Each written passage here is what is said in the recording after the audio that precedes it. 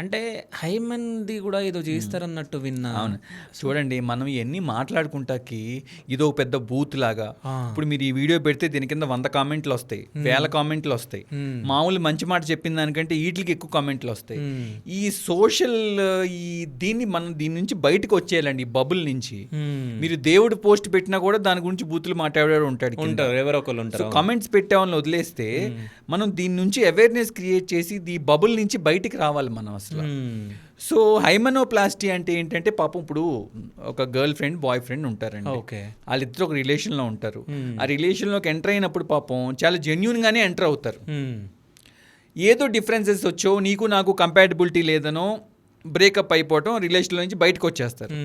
వచ్చేసాక అబ్బాయిలకి కాదు కానీ అమ్మాయిలకి ఒక రకమైన ఇన్సెక్యూరిటీ ఉంటుంది.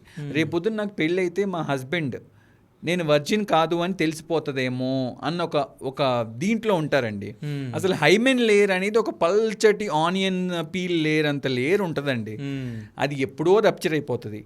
ఏదో ఇంటర్ కోర్స్ చేస్తేనే రప్చర్ అవుతుందని కాదు, స్పోర్ట్స్ ఆడుతున్నప్పుడు రప్చర్ అయిపోవచ్చు. అంటే పల్చటి లేయర్ అండి అది. ఇక అది రప్చర్ అవ్వకూడదంటే పాత రోజుల్లో మనం ఒక లేడీస్ ఏమీ చేయకుండా సైలెంట్గా ఒక పక్కన కూర్చునే వాళ్ళు చూడండి, అలాంటి టైంలో అయితే అవి అవ్వకుండా ఉంటుందేమో. కానీ సైక్లింగ్ చేసినా రప్చర్ అవ్వచ్చు, మెట్లు ఎక్కుతున్నా రప్చర్ అవ్వచ్చు, రన్నింగ్ చేస్తున్నా అవ్వచ్చు, ఏం చేస్తున్నా హైమెన్ లేయర్ రప్చర్ అవ్వచ్చు.